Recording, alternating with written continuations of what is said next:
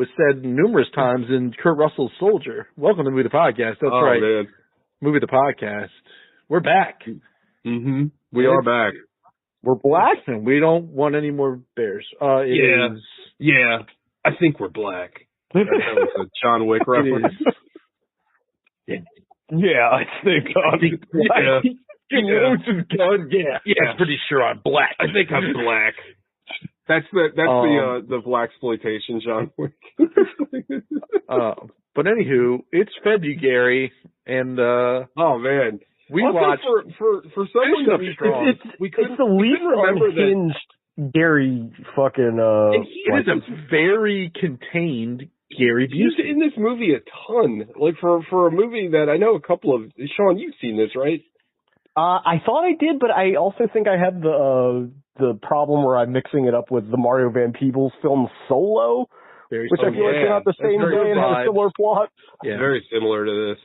But anyway, and Gogs had seen it, but like, and I remember the like promotional material. Like, I know none of us remember that he was even in this movie, but he's in this movie quite a bit. Yeah, when you first we suggested this, I was like, Gary Busey's in this film? Lo and behold. I'm going to go ahead and bury the lead and say that I may have a newfound respect for Paul W.S. Anderson. It kind of recontextualizes a lot of things, at least his early work. I wish that we got this version. I wish this guy still existed. Like, I wish Resident Evil never happened, because I think Resident Evil ruined him and Mila Jovovich, who I believe he's married to, or at least was at one point. I believe he still is. Like, ruined his life. Like, he was like, because this shit, I'm going to go ahead and say, this kicks so much ass, you'll probably go blind. This movie, like, this is his, like, third or fourth directorial movie. I haven't seen the first one. I forget it was his third or fourth debut. No, he's like, the first one was called like maybe Shopping or something. I didn't see, but then it was Mortal Kombat, which we love. Banger. This and Event Horizon, which I will, to the day I die, will defend. Yeah. Event Horizon. Event Horizon. A triumph. Who doesn't like Event Horizon? People must not. People don't like I love things. it. I think it's great. I do. Bro, you're not going to need eyes to watch any more of my movies. I love it. I mean, it's a very, like, Lovecraftian science fiction movie. What's not to like? It is very, like, who signed off on this movie for, like, mass consumption? But you have two Event Horizoners in Soilder. Yeah. Mm-hmm. You got Jason Isaacs, and you got the pilot, who's the guy who gets cucked.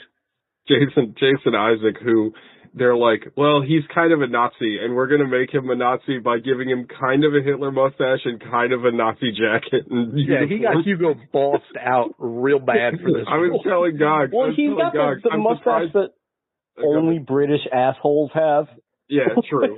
But it's very close on either side to being a Hitler mustache. It is half an inch on either side of his face away from being. That is called subtle satire. I told Gogs that it must have taken all the restraint in the world to give him that service revolver that he had and not a fucking like Mauser pistol. Anyway, we watched Soilder. There's gonna be a lot to talk about. But let's do what we do when we do. What did you all watch this week? And technically, this goes back 2 weeks because we didn't do a Watch You Watched last week. Alec. I feel like I watched some more things than this. The only thing I can remember is I watched Major League 2. Hell yeah. Nice. Did it hold up? After watching Major League 1 a few weeks ago, like up until this watch of Major League 2, I would have told you it's a superior movie to Major League 1. But I don't think so anymore. Okay. Major League 2 is, I still enjoy it and it's still fun, but it's also kind of boring. There's some long dead parts where like nothing happens. Just Charlie Sheen being a sad boy. And like, that's fine for a little bit because that's like the central part of the movie. Right. But it happens like 2 or 3 times. And it's like, dude, you did it to yourself. Like once is like kind of funny and haha, get over it. Just like real life. Yeah. But then, like, you do the same shit again. It's like, okay, it's not, I don't know. I don't remember the plot of Major League 2. It's literally. Didn't we review it on the show? We did. It's pretty much the same exact plot as Major League 1. Oh, okay. Roger Dorn buys the team from the woman. They start off terribly. Rick Vaughn goes corporate. He cleans himself up. He's a corporate, doing all kinds of ads and stuff now. There's a funny bit where he's trying to do an ad for, some deodorant. And he can't say the words right. And he keeps saying them wrong. That's pretty funny. But this one introduces, Rube, the catcher. And, who's in Starship Troopers. Yeah. Right? And 3, right? Yeah, he's in 3 also, I believe. And Tanaka, the outfielder, the Japanese gentleman. But I don't know. Is it kind of like basically Rocky 2? Like he's just sort of like they're going like it's like Rocky 2. He's doing all the ads. I don't remember this movie at all. Or maybe you weren't on that episode. I don't. I mean, it was years ago when we watched it. We definitely watched it at your house. I mean, that was the Haywire fiasco. Oh yeah, that's right. What was the Haywire fiasco? The old Gog's house too. Not even. No, that was the current. That was the current house. Oh, we're gonna watch Haywire, and we watched like 5 minutes of it. They allocated. I think it was new house your PlayStation like shut down or something, and I was like, "Oh, that's right. That's right." My bad. My bad house. But yeah, we watched it where you're on your gaming TV. You didn't have the screen thing yet. Oh wow. Okay. You had the gaming TV up against the spare bedroom. Oh. Not the wall screen. Yeah. The sad situation. No, that was no. I just moved in. He says, ugh. But yeah, Major League 2, it's still fun. Like it's not bad, but I would say Major League 1 is a superior movie now after rewatching both of them within like the past month and a half or so. God damn, I feel like I watched a couple other movies, but I can't for the life of me think of. Oh, I started watching movie TJ put on the Plex, the Crisis on Infinite Earth animated. Oh, that was pretty cool. I don't know, man. Damn, that's it's just like the comic book. It's so fucking convoluted. Like, yeah, I'm like halfway through, and they've already done at least like 5 or 6 jumps with the Flash through different realities where he's confused. Like, if the main character is confused, like, I don't know what the fuck's going on. Well, that's one of like the most confusing stories ever to begin with. Going back to like any of those pirate and the anti-monitor, those 80s and early 90s crossover events are like fucking impenetrable. Like, we could probably pull, like, I went back and read was it Fall of the Mutants? Those 2 big trade paperbacks where they end up going to Australia at the end. And, like, if you don't know everything about that, like, it is impossible. Yeah. Well, you got to remember, too, like, with those X-Men books, that, you know, Claremont wrote those books for, like, 20 years. So it was, like, one guy. You know, the thing is, like, love it or hate it about modern comics now, but, like, writers change, like, at most, usually about, like, 5 years. And then that's why they almost kind of do, like, soft resets all the time, and fans get kind of ticked off about it. But, like, if you did it the other way, you'd literally be like, okay, I got to start reading from like the comics from like 22 years ago to like understand what's going on. Because I mean, I'll be honest, like when I started reading X-Men comics, I was kind of lost for a while. I had to go back and read a lot to catch up. Yeah, I'm sure, just like you two. Oh yeah. A lot of my start with X-Men was with Mutant Genesis, the reboot with. Jim Lee, was it Jim Lee and Chris Claremont? I'm in. Yeah, but that was where they split off from Uncanny. Yeah, I'm in a little bit before that. I'm in Genosha, which talk about a bad place to pick that book up. But when they're in Genosha, like that's kind of where I start, which is like I don't know, a year before that maybe. I'd like to go back and read some of that stuff. Oh, man, I remember loving like all those X-Men crossovers, but like I've read a few of them fairly recently, and like that shit sucks. Like Fatal Attraction. Oh, that was the shit back in the day. That's when Wolverine lost his adamantium. I remember the one with the Avengers where they're going to Genosha to save Quicksilver and Crystal's kid. I can't remember the name of that one. It's not Fatal Attractions, but it's something. There's the Phalanx Covenant around that time. That was awesome. You're literally you're taking me to the way back. What's anyway, the Executioner song, the Strife one? That started so much shit. That Executioner song actually might have been like the first crossover I remember reading. Yeah. Because like I didn't know who Cable was before that. And I was like, what is this? Oh, it's this fucking weird twin with a tin can on his head. Right. That guy's sharp. Comics are stupid. Comics are stupid. Any other movies, Mr. Allen? No, we finished the Mr. and Mrs. Smith show. And I'll say, it's really good overall.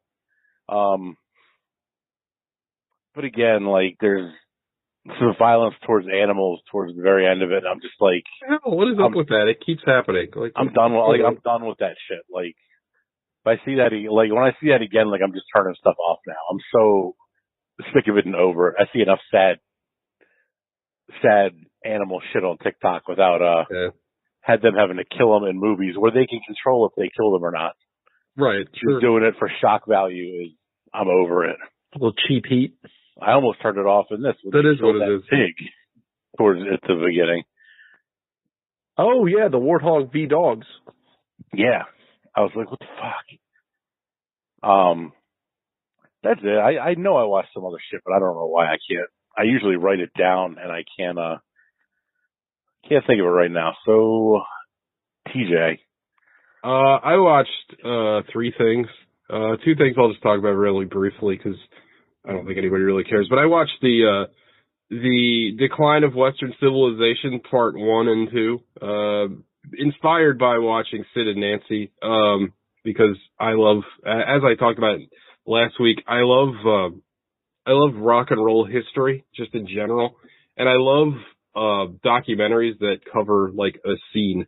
Like I love my favorite documentary is probably Exit Through the Gift Shop because I think it's such a cool documentary that it literally covered like an entire art movement, like the beginning, middle, and end of it. Like I think that is one of the most like I honestly think the wildest documentary ever created because it's like so good. Like the subject, like when the documentarian becomes the subject of the documentary, it's like it's amazing. It's an amazing. The ending to that is so good too. And Banksy's like, and I guess it's my fault for creating this monster because I'm the one who got him to do the documentary. So fuck me. It's wild. But I love crazy. Like I remember that. I remember watching that the first time and I was like, damn. Yeah. Well, I didn't watch that. I need to rewatch that. But that is a great. The Decline of Western Civilization. The first part is about the 80s hardcore punk scene in California, and it's excellent. It's like I know this is silly, but there's something about like, and Sean will probably resonate with what I'm saying with this, but there's something about, because they shot that movie in film, but I don't know what kind of film they shot on, but it looks kind of, it's film, but it still looks like home video-y, and there's some kind of feel that I really love. You know what it is, most likely, is that's why I asked. because they probably shot it all on short ends because film's so expensive, so if anybody doesn't know, and I'll keep it brief, short ends are basically like carpet remnants, but for film. Like the shit that didn't get used like on a principal shoot just gets sold, so you kind of stitch it together. So you get different quality, you get different like color saturation, like it's kind of all over the place.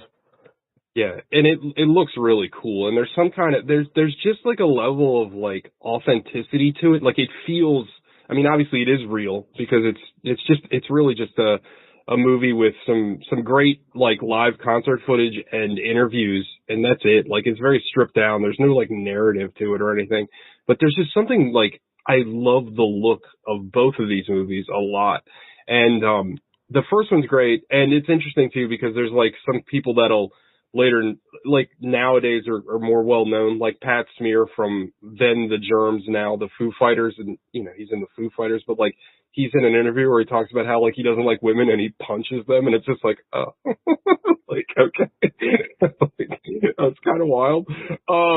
It's really good though. It's a great snapshot of that time and that place. And then the second part, Decline of Western Civilization Part 2, is about hair metal and like the 80s, again, in the LA hair metal scene.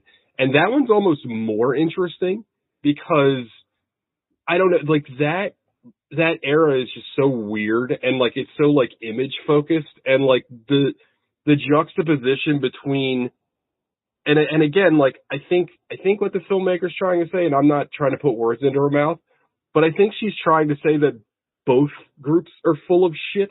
You know what I mean? Like the more, I'm gonna say, like socially conscious like punks are just as full of bullshit as these fucking glamours that just want to have sex with chicks. Like it's all kind of bullshit. Like that's my takeaway of it. Anyway, I can't recommend them enough. They're on the Plex, but they're on Amazon Prime. There's a part 3 that I've actually never watched. I think it's about like Darby Crash before he died, and he's the subject of the first one too.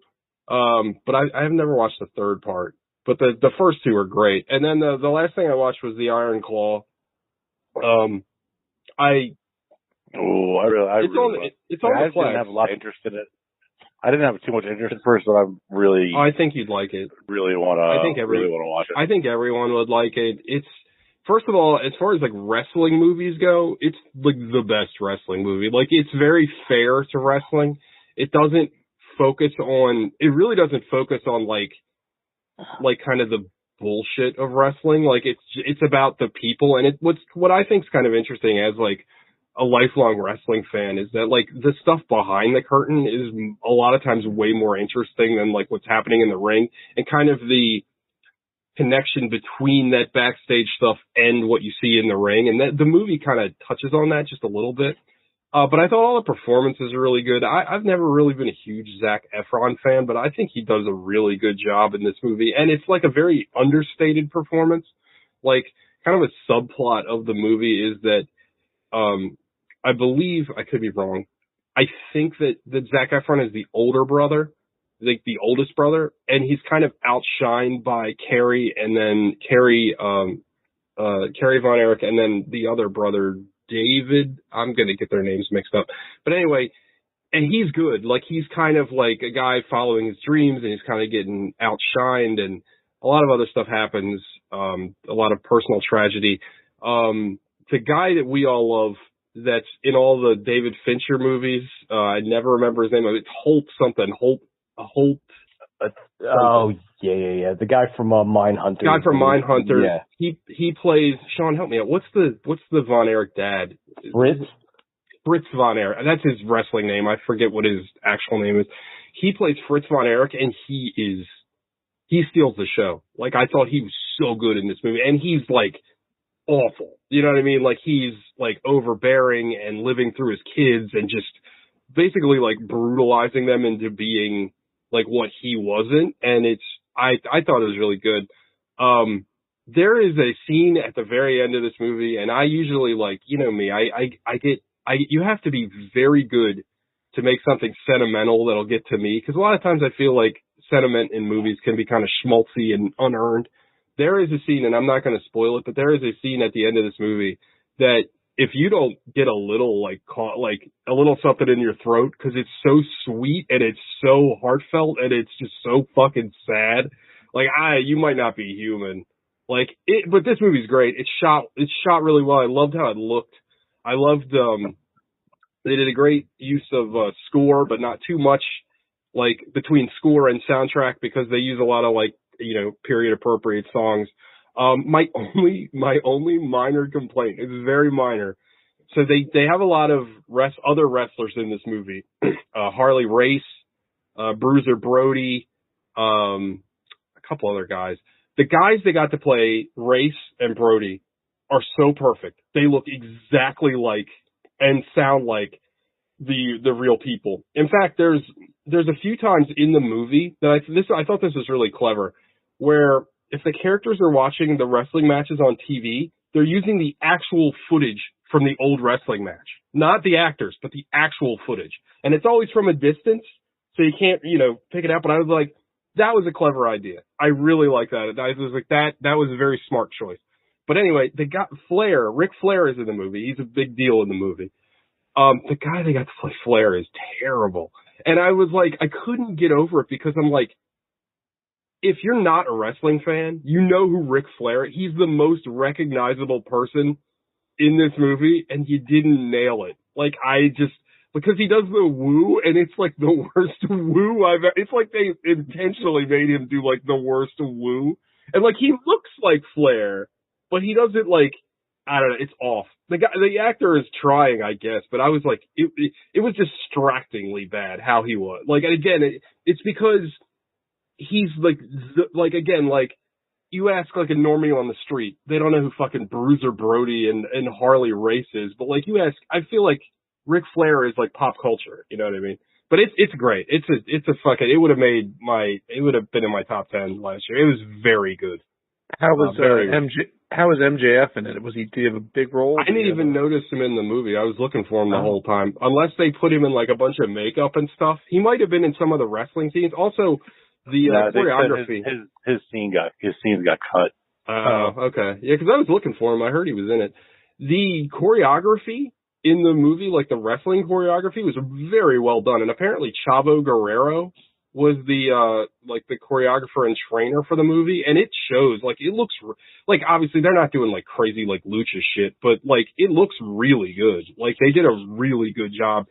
And I think he did the Netflix show too, the Glow show. I think he did the choreography on that. That was another good show. But yeah, I can't recommend it enough. I think everybody in this room is going to love it.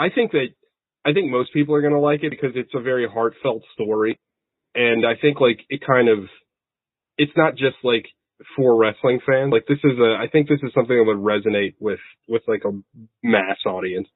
So yeah, I loved it. So, that's all for me. Gogs.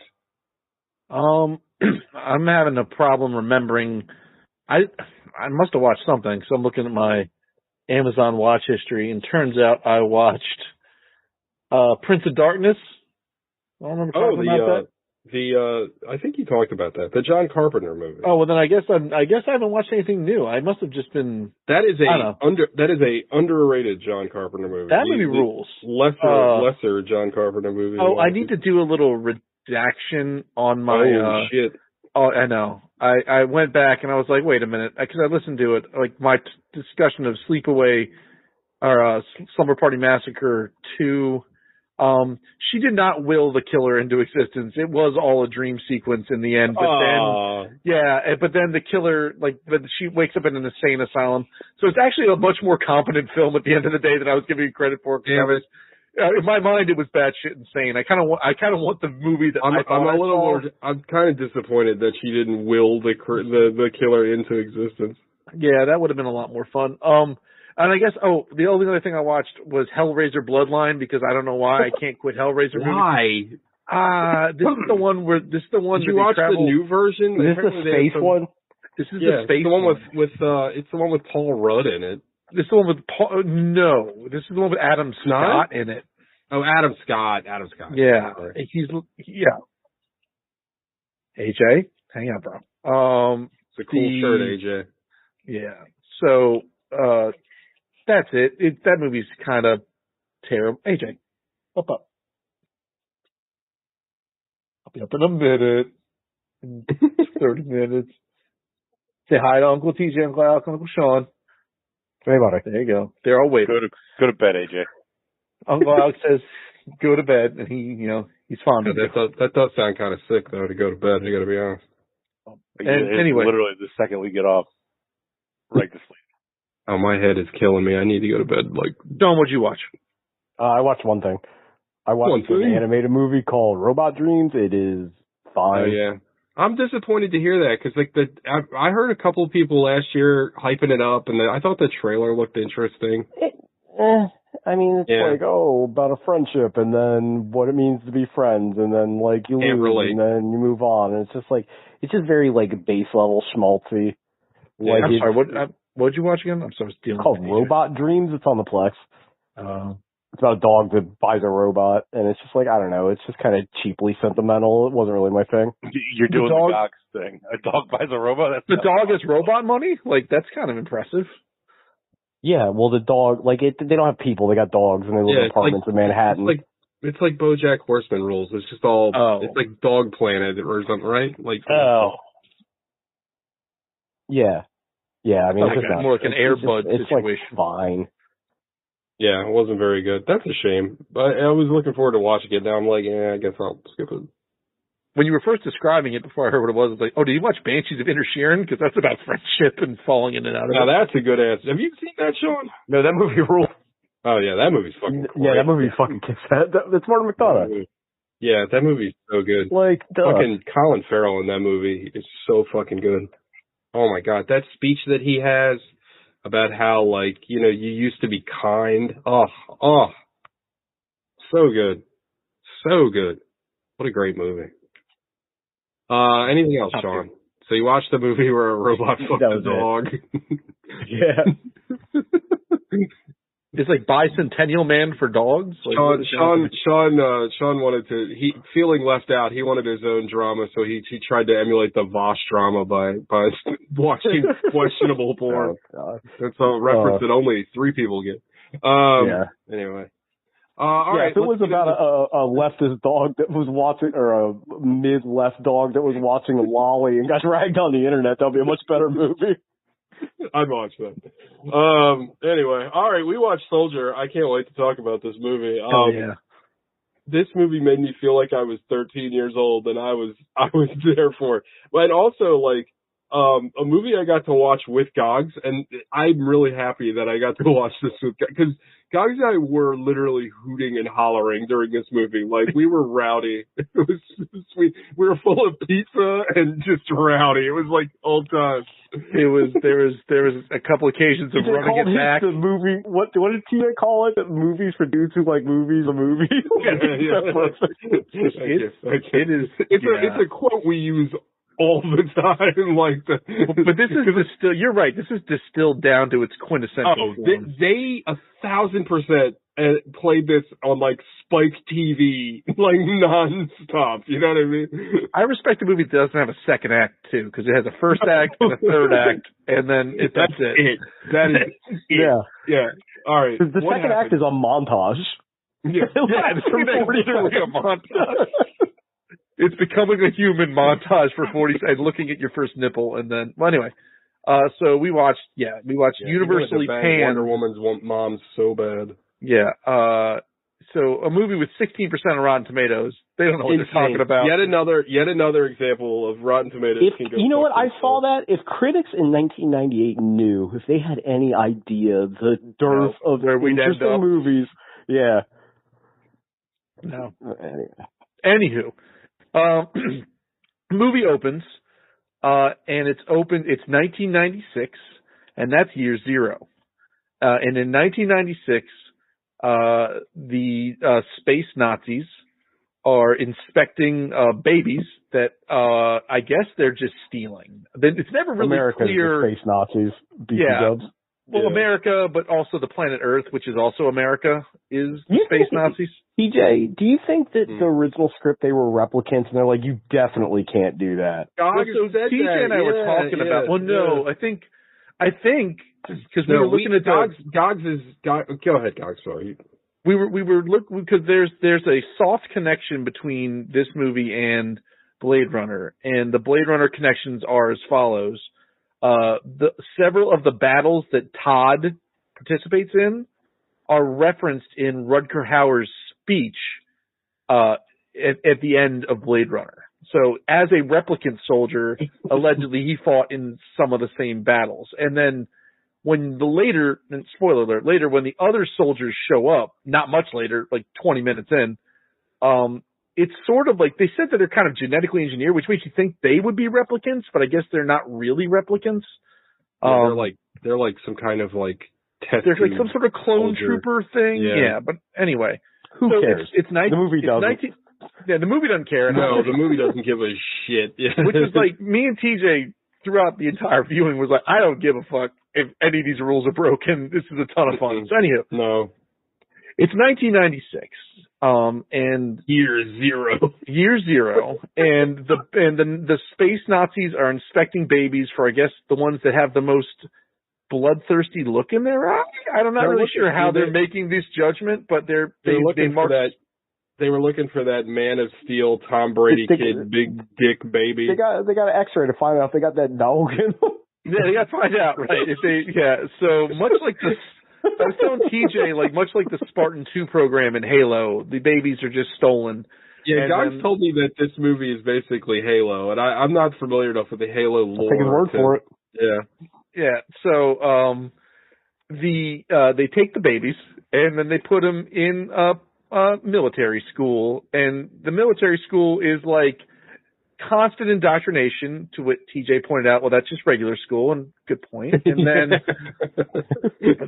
but like Alec brought up earlier, there's a scene where they're just supposed to they're just getting desensitized, right? They're watching 5 Dobermans eat a warthog just in class, and they're learning about shapes, and they're learning about gunfire, and they're shooting stuff.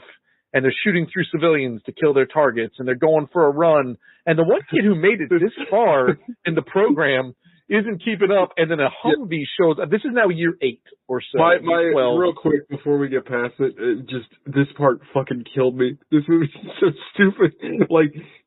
They show in the montage Kurt Russell shooting through the hostage to get to the terrorist or whatever.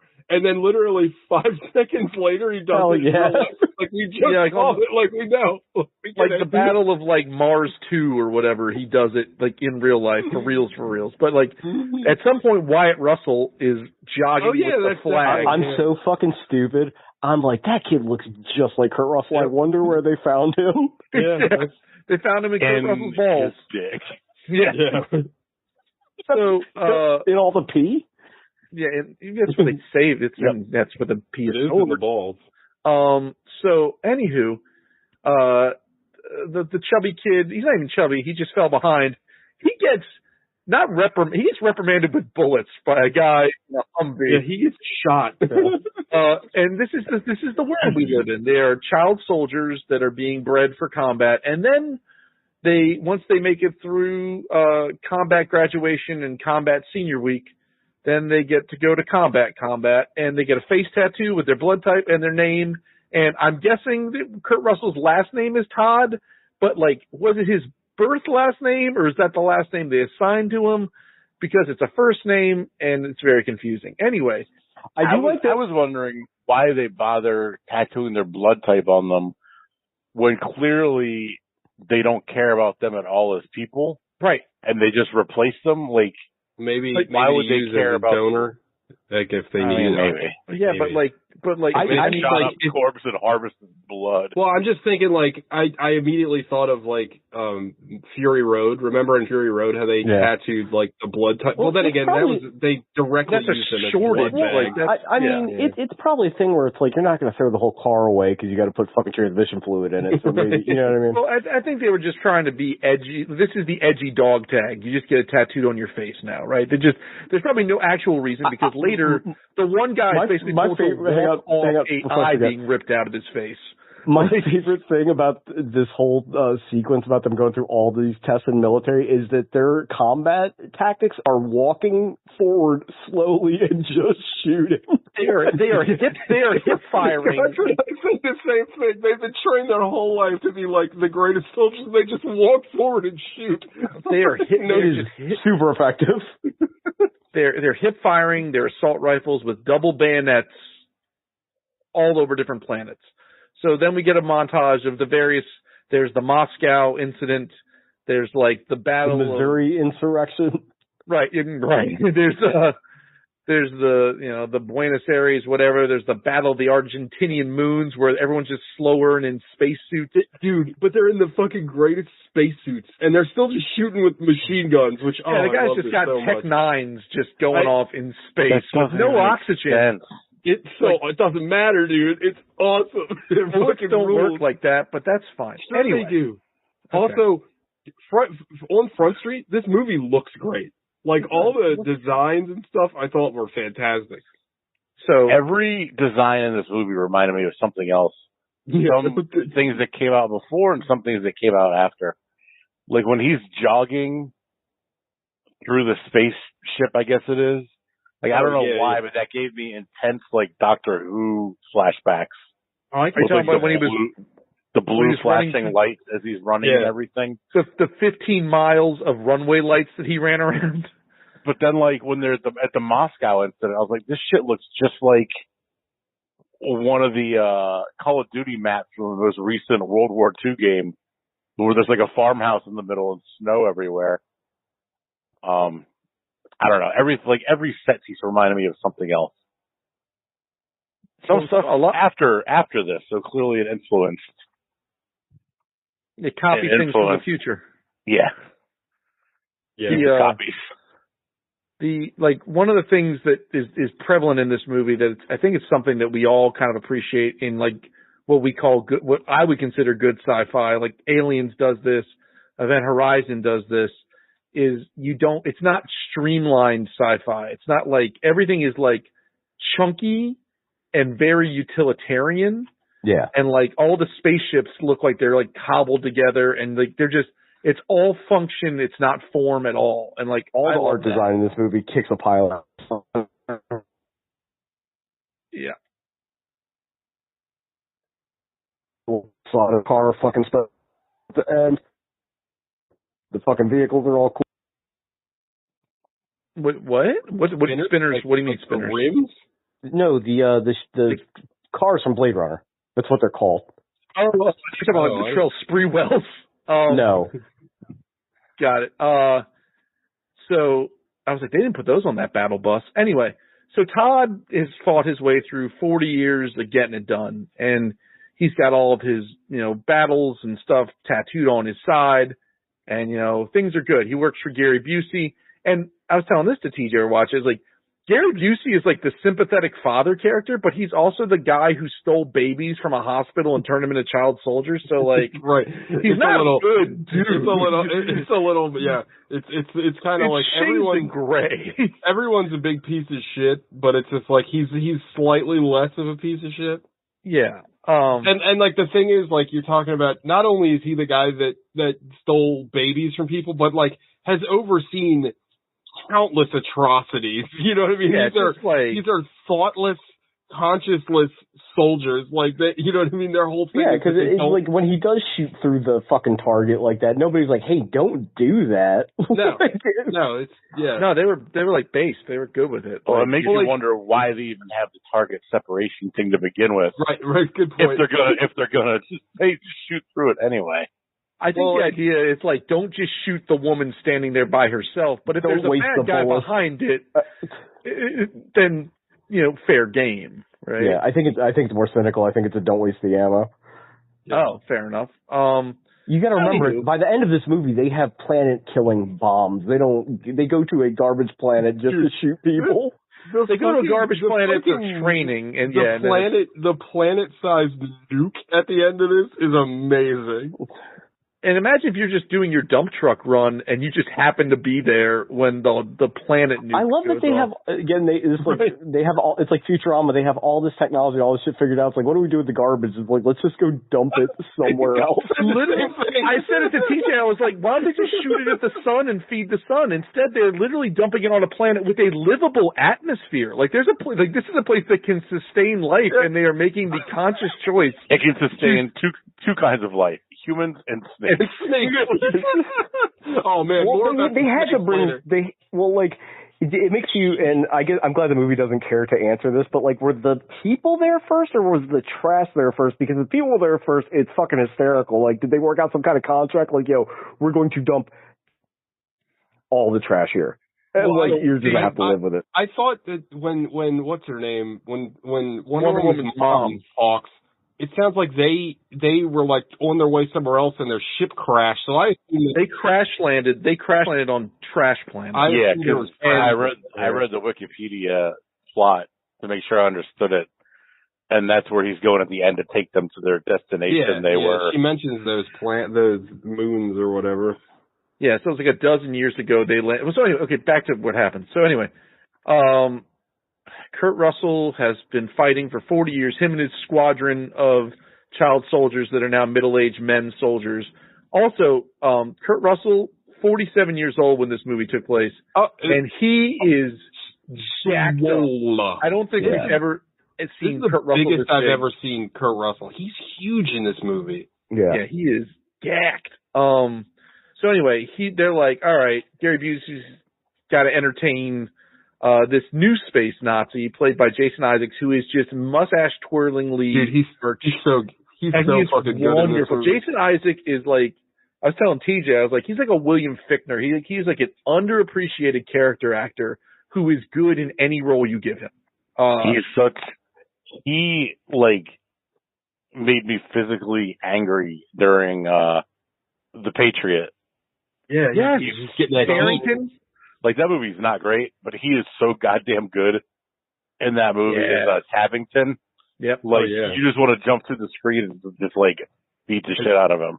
As soon as I see him, that's the first movie I think of. Yeah, he's tremendous in it. So anywho, he's like, yo, Gary Busey, I got that new hotness. And Gary Busey's like, well, I mean, we got the old hotness. And they're like, well, check this out. And he breaks out his new soldiers. And they just have so they send Todd out on a 15-mile lit up run. And then they send Liu Kang out to give him a 20-minute, there's a 20-minute head start, and then he beats him. And then they just have a bunch of climbing chains because they're like off the set of like American Gladiators. And they're like, all right, climb the chains. And they're like, all right, now that you're up in midair, everybody fight. It's like, nah, that's not fair. Send two more of your boys up there. And Gary Busey's like, all right, get up there. And then he starts handling business, and he handles business pretty well. But then Sergeant Todd rips his eyeball out. Oh my God! This movie this is like Cronenberg levels of like bursts of ultra violence, specifically with this guy, because he gets his eye ripped out, and then later in the movie, like towards the end of the movie, he gets his arm broken in the most vicious way I've ever seen in a movie. It's like me and God could rewind it. Like oh my God, he got it bent back. So anyway, it's like Todd Laura Palmer. Sometimes his arms. You beat me to it. So Todd gets whooped. His boys get whooped. Jason Isaacs is a little upset because what's his name lost an eyeball of the deal, and he's like, "Come on, man, you're better than that. Don't lose eyeballs." And the guy's like, "Sorry, Dad." So now all you can do is go out front and get shot first. Yeah, and actually, to sort of the conversation we had earlier, no one cares about their blood type because they didn't even harvest these dudes. They're like, literally throw them in the trash. So they throw the three boys that got worked into the trash. And then Kurt Russell wakes up in like the dumpster scene from Wall-E, like in the trash. Yeah, he ends up on the planet from Wall-E. Right, Earth, and he gets with all the mounds of trash. Also, Thor Ragnarok. Yeah, it's a car. Yeah. So he wakes up on the trash piles, and then he finds the people that have been crashed onto the planet, including Wonder Woman's mom, the pilot from Event Horizon, the commish, Michael Chiklis, the guy from Fight Club, and then all the snakes. So now he's learning how to walk and feel pain again, and he becomes a human in, I kid you not, like a 5-minute montage of him like acclimating to personhood. And having a flashback of beating another child into a pudding for the longest part of the montage. He's got like severe PTSD. He is trying, and then he gets, at some point, because of his PTSD and his reaction to that, they banish him from a planet of banished people, so he's sent to go take the law out to the cursed earth, and he just walks. I was going to say that. I do love the town's reaction, though, when they're like, we can't have this goddamn walking bomb around here. Get rid of it. Right. Well, because I think the straw that broke the camel's back was one of the many his snakes obsession with snake bootery. Well, the one of the many snakes that has infiltrated the Iceland air fuselage where this family lives almost bites their mute son, and he catches it midair, and he throws it on the ground. He's trying to teach this little kid to kill the snake, and that's too much for the dad to take. And plus, plus this dude's been staring at his wife pretty hard. Oh my god, dude! This fucking snake, when it there's two or three snake scenes, but the one, I think it's this one.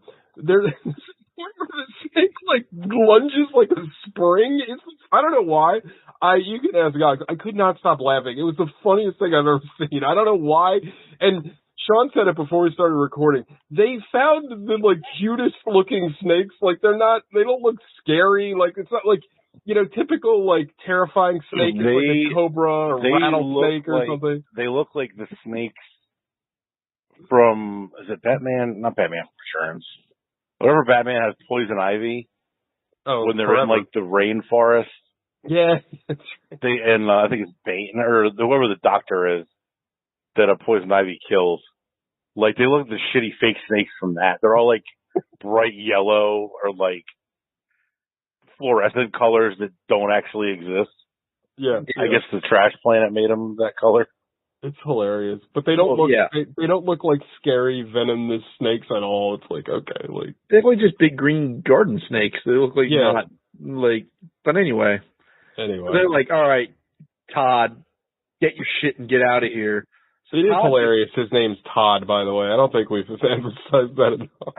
So Todd leaves and he goes back to his respawn point because he only knows 2 spots on this whole planet, and he sits in a tube and makes dinner, and then the what's his name and who's her face are having making passionate love or post-coital in their candle factory, and a snake slithers up after them, and then oh my god, so before the snake can strike old boy in the mouth, their son grabs the snake and murders it with a boot. To wit, the dad is oh, you know what? Maybe this guy was teaching life lessons. Let's get Todd back. That's all it took. It was his exile lasted a night. You almost beheaded Michael Chiklis in a grist mill, but you know what? This snake situation is enough to bring you back. So I'm gonna go. Because they gotta get to the cool parts of the movie. They're we gotta wrap up this conflict. Yeah, we gotta go. So now, also they celebrate Christmas in one scene, and that almost sends Todd through the roof. Me and Gog said he literally just sent Todd through the roof because he freaked out. My God. And the next scene, he's looking at them through the roof. Yeah, somehow he got on the roof. He had his weird PTSD scene, and then he shows up on the roof. All I can think of was his big trouble chest. How'd you get up there? Wasn't easy. Todd's exile lasted 6 hours. It's we never want you back. He didn't even get to settle into his new tube. So now, they go get Todd back, and on the way back, you find out that the super soldiers are on patrol, and we're going to patrol Trash Planet, and we're just going to take them out for a stroll. We're just going to knock the cobwebs off and see what, and then since it's Trash Planet, if we find any humans, we are legally allowed to murder them because it's castle doctrine, and I guess they're trespassing on their it says that the reason they can do it is because legally the planet is uninhabited. Right. There we go. Yeah, so space law. So now, Gary Busey shows up with Jason Isaacs and the new boys, but the old soldiers are now just a maintenance crew. They're just just unarmed janitors. So they're there too. So they send out these battle wagons, and Todd's things are a-coming. And they start, people get killed in this movie with mortar fire and with artillery at close range repeatedly. And flamethrowers. gets an RPG in the sternum. So the dad gets his leg blown off, and then Todd tries to give him a tourniquet with, I guess, I lost too much blood. Michael Chiklis knitted for him, and the guy's like, "Go defend don't bang your wife." And then can we back up real quick? There's actually a really great scene during the montage where Kurt Russell's trying to learn how to be human, but is bad at it. Where he's cooking dinner and he cuts himself and just keeps cutting the vegetables with his blood all over it. Pours all over the carrot. This movie rules. So now the new soldiers are coming, and they found that there's life on this planet. So now it's a perfect time to eradicate it, because this is a good field test for things. So they're like, all right, Jason Isaacs like, just send in 3 dudes, send them with the most over-the-top weapons we've got. The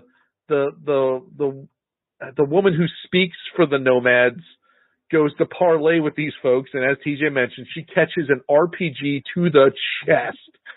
And then the battle ensues, and these 3 dudes are just mopping up. One dude, there's a dude with a flamethrower, there's a dude with a rocket launcher, there's a dude with like a little baby minigun, and they're just having just a good old time. And they're fucking what the guys in Killzone called a hell guy? The hell guy. Whoa. Yeah. Sean's like. Yeah, you went to the hell dimension there, Sean. You went to max headrooming. So now, anywho, they're just having a turkey shoot, and but now Todd's back, and Todd's gonna start ending dudes, and then the rest of the movie is Todd ending dudes. He is slashing throats. He turned a corpse into a turret. He manages to hide in the only puddle on this arid wasteland. He throws one dude into a pit of snakes. It's like the script was like, we got to put him in water, and they're like, well, there shouldn't be any water here. It's a big desert planet. I don't fucking care. All they say is fuck it, make it wet, and then it rains 2 hours later or whatever cinematically. So it's Todd just defending the refugees, going full guerrilla warfare, just literally and figuratively taking these dudes apart. What are you gonna? Say that again? I'm going to kill them all, sir. Oh, yeah. 104 words spoken in this movie. Yeah. That's it. They're all sir. It's a very sir-based economy. Yeah. Is this before or after when he takes the tank and Kane is telling him where to go with the tank because he thinks it's his own guy? This is before. This is before that. At some point, Todd right, so Todd drops out of the husk of on this planet there's a whole ass aircraft carrier. They were just dropping shit off in this place. Todd drops in on one of these battle buses, which are an old, I looked it up on the Internet Movie Car Database, which is a thing. They're modified Caterpillar 777 articulated dump trucks. So he drops in on one of these. Also, I don't know if we talked about this earlier. Everything in this movie is practical. Obviously some of the space stuff is CGI, but a majority of this stuff is practical, and it looks good. Yeah. Looks awesome. It makes the movie look better. So they drop in on the top of this thing. He drops 3 grenades in there. You think he blew it to shit, but it's enough it's still functional. And then he, like Alex saying, he picks up the comms and is talking to Kane, the guy whose eye he ripped out, his nemesis. And he's got a new eye also. Gog says it's like a cyber eye, so I don't know. It's gotta be, right? Something. The future, right? Yeah. So, I don't know if they can afford the cyber eye after they're spending several $1 trillion a day hauling their trash to space. So he smashes the one battle bus into the other battle bus, and then they get loose, and they get into this is the fight from the end of Universal Soldier, in the wet, mano-a-mano slow karate combat, and it's awesome. Yeah, it's fantastic. This is one of the finest examples of slow karate you're ever going to see. Oh, also at some point they realize the tide is a turning, and the guys back at the ship, they're Todd got on their comms previously, and they're what do you mean he growled? So he just growls at them, and that was awesome. Dudes. What was the line where he's like, well, he said he made a throat noise, and then we asked him to repeat it, and he said, what does he push over on them with the fucking crane like a car? Just drops it off to the guy. No, it was in like a helicopter. No, there's something. At the end of the movie, fortunately, for some reason on this trash planet, there's a helicopter from Vietnam that just shows up. It's like, at some point they smash a battle bus through a real bus, and that bus was full of legitimate gasoline because it explodes. You think they would have harvested that by now. So anywho, they're like, things are going bad. Send out the old unarmed soldiers and let them set up the planet nuke. Because we don't have a way to deploy this from space, I guess. Like, can't we just leave? They could have just left at any time. Yeah. They didn't have any reason to even be there. There's like, yeah. And at some point, and Gary Busey's like, what the hell's going on? This is stupid. And then fucking... Also, Gary Busey had the right idea where he's just like... Gary Busey had the right idea where he's like, just bomb the shit out of him and get the hell out. Also, they have a planet nuke. Just, set that and leave. Like, what? Like, why do you need all these, on-the-ground troops? Like... Well, because they have to sharpen their tactics against these wandering hobos. Right. Yeah, these guys' combat effectiveness is kind of suspect. It's so anyway, terrible. Yeah. So then Gary Busey had that line. He's like, "Well, you should have made him smart instead of fast." That was hilarious. Gary Busey is really good in this, and he is very understated. Which it does beg the question, why would you make the original one smart? That seems incredibly dangerous. But every time I have a question, somebody shoots 5 rockets off, and I'm like, hell yeah, I'm back. I'm here for it. Yeah. So anyway, Gary Busey gets shot. He questions Jason Isaacs' whatever, and then he gets shot by Jason Isaacs' quaint revolver. So he's dead. So now Jason Isaacs set the nuke. We're getting out of here. Kurt Russell has killed everybody. He finds his janitor friends, and they all salute him. And they're like, all right, we're going to go get it on until we die. So they go back to the boat, and they take Jason Isaac. They take Jason Isaac and the 2 other officers that used to be under Gary Busey's command. They leave them on the planet, then they take off, and then it turns into the end of Spaceballs for 30 seconds because they can't deactivate the self-destruct button. And then they get vaporized.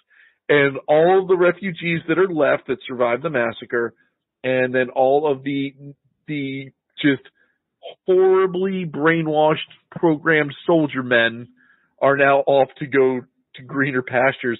And that's the movie. And Paul W. Anderson, you made a banger, sir.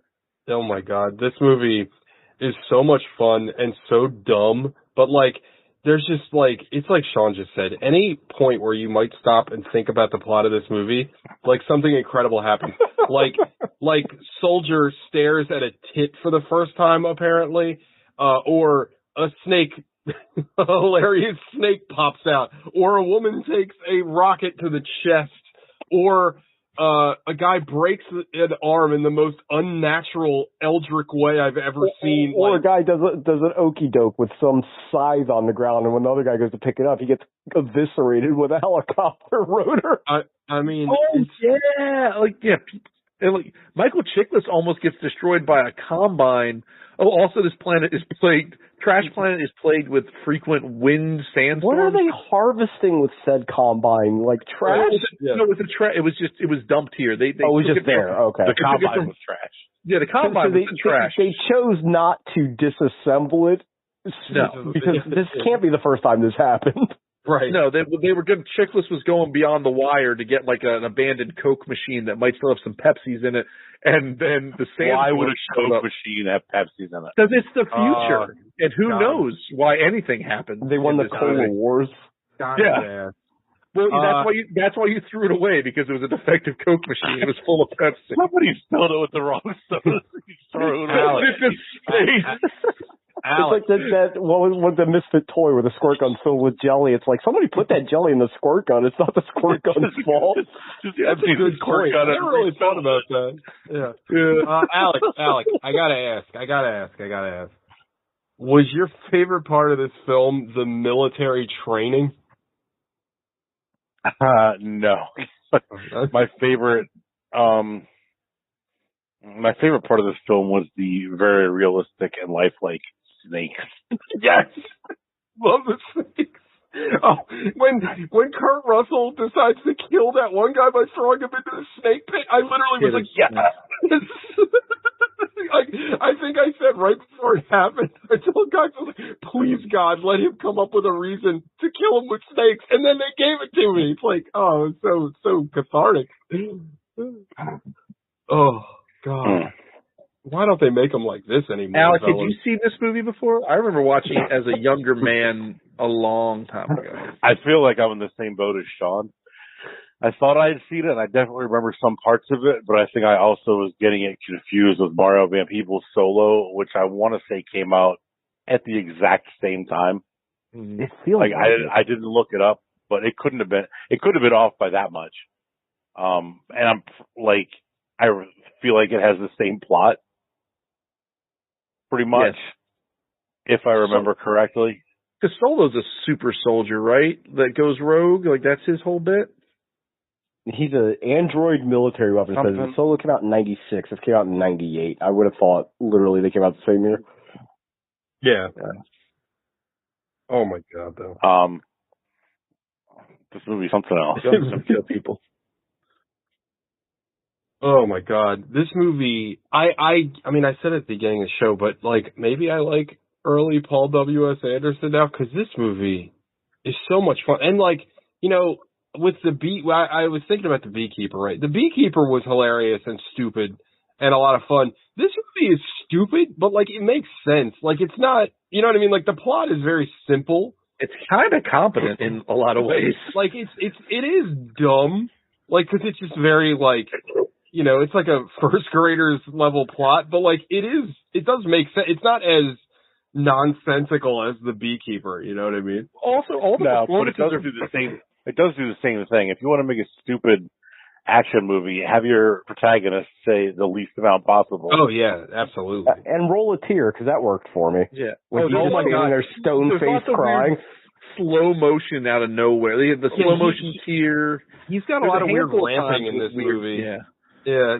I thought there was something wrong with the file. I was like, why does it look like that? And that's apparently intentional. But I think all the performances are very earnest. Like everyone's playing it super straight. Like, and I love the score of this movie too because it's very like sweeping and orchestral. Like I don't know. Like you kind of on the level you think this would be like a butt rock score, but like it kind of works as like this orchestral thing. I'm losing my voice. They were playing like the one song that they played repeated that they kept going back to was very much like the music that was playing in Aliens when they're driving the APC out of the fucking generator or whatever. Like it's like it doesn't like I can't fathom. Like I can see this thing being a 50% on Rotten Tomatoes, right? I could see like 18 is. But it's unnecessary. It's mean spirited. Like it's not necessary. I didn't bother to look at any reviews, but like what even if you didn't like it, what did you want? Also, like what were you looking for in this movie? Like it seems kind of absurd to me to be like, yeah, this is bad. This is a bad movie. Like I don't know. But also, we're talking like the reviews were from like '98. And at that point, they weren't making as many movies like this. Yeah. Like they were past the 80s, like stupid action movie point. Everything, I feel like at '98, everything around this time that was supposed to be like an action movie was kind of like stupid spy thrillers. Yeah, either like a Crying Game or Get Out. Yeah, shit like that, and like The Saint. Ugh. Oh, The Saint! I remember that Saint. Saint had a good soundtrack, though. Stand by that. But I don't know. Like, Rotten Tomatoes is never going to be accurate because those reviews are from the times that it came out. It's not. A lot of them are from the 2000s, it looks like. Not people rewatching them now and reviewing them now, I wouldn't think.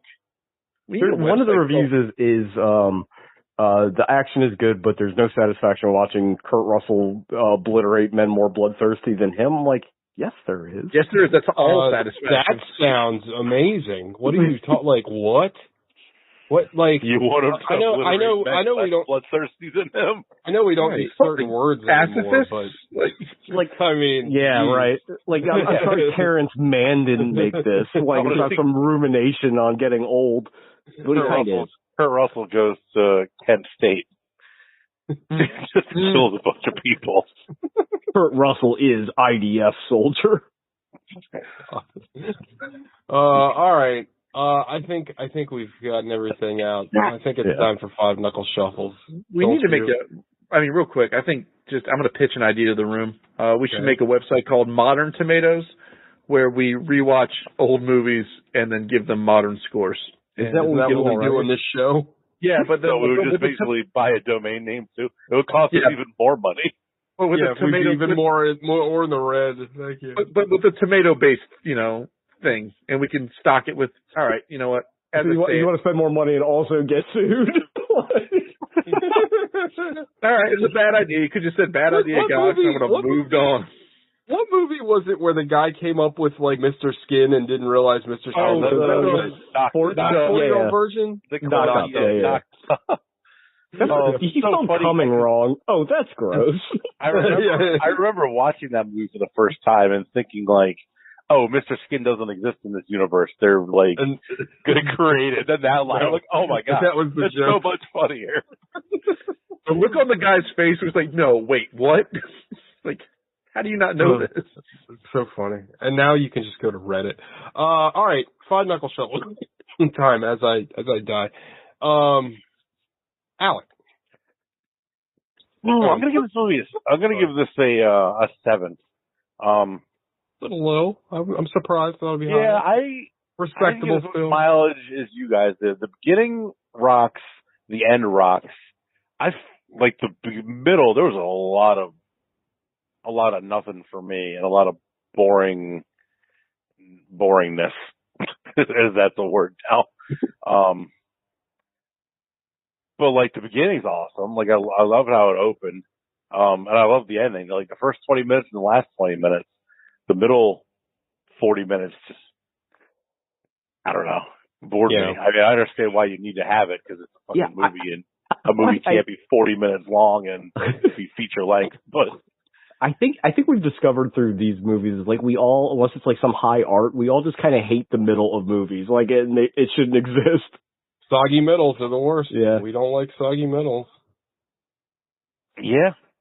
But Kurt Russell's awesome in it. Jason Isaacs, like, and this is pre the Patriot, pre Harry Potter, pre all that stuff. Right. Before anything else I would have even seen him in that I can remember. But Jason Isaacs is great. Gary Busey's good for his screen time. Very, very subdued. Yes, which is shocking.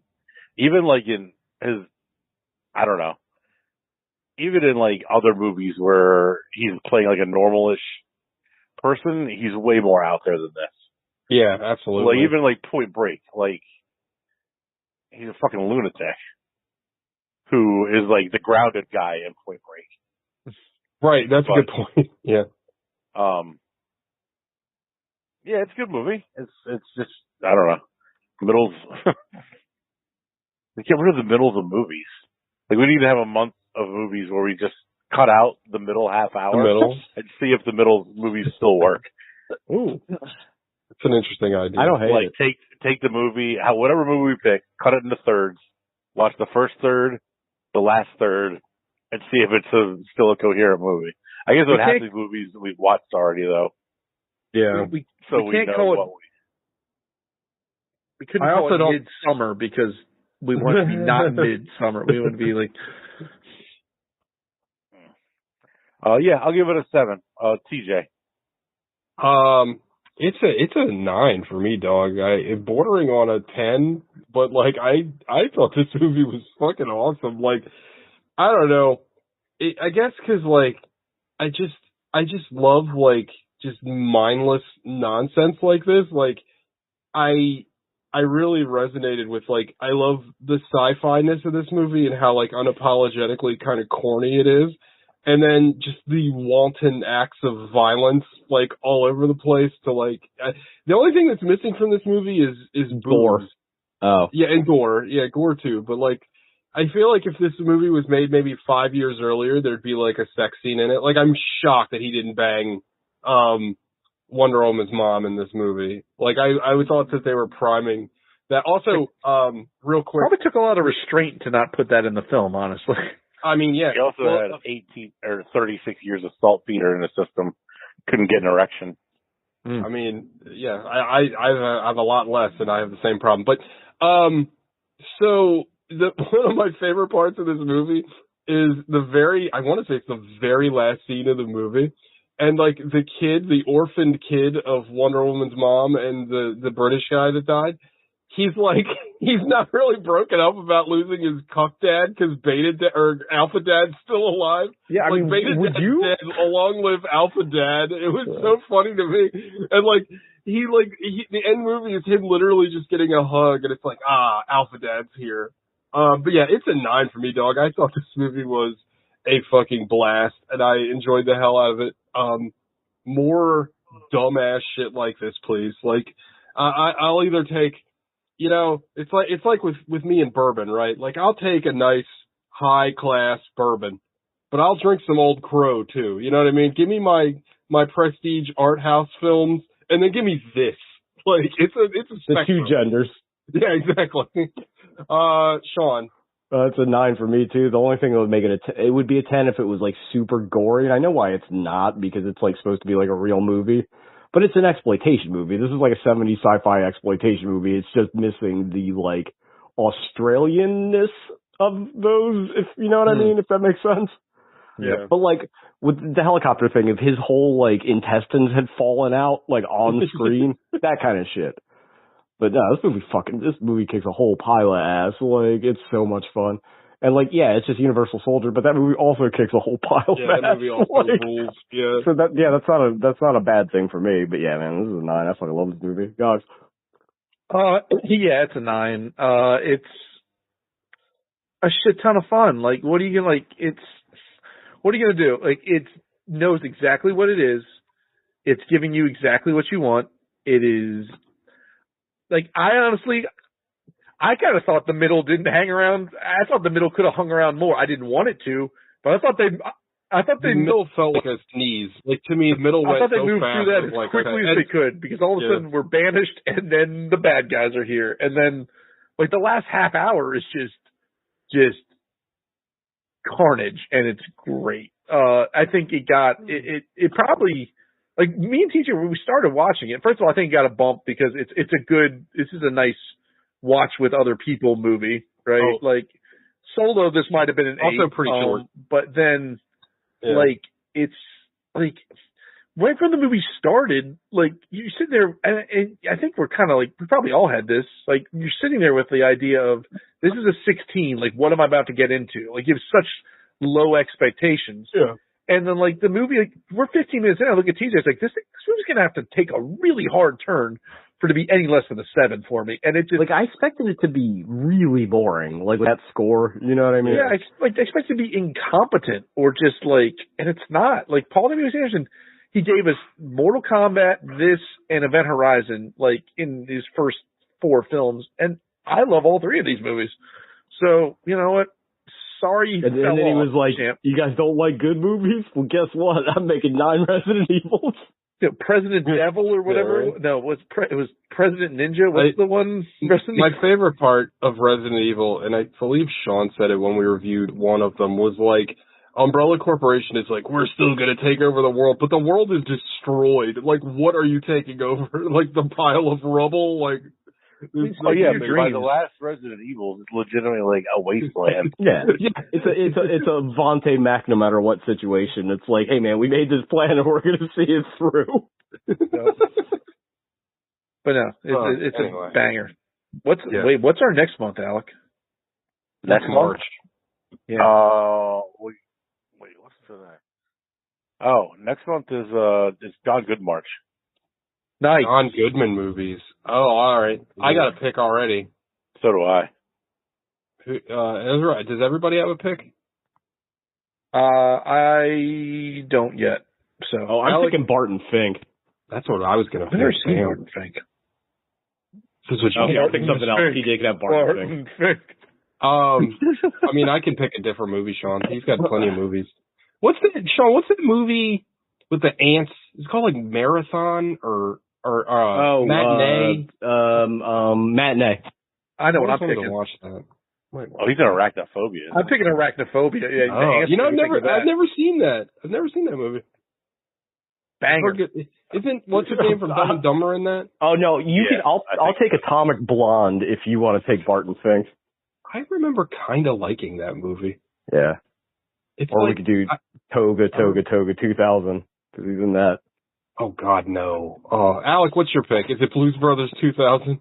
Blues Brothers 3000. Oh my God, it's a new one. It's Oh Brother Where Art Thou? Even though he's not in it very long.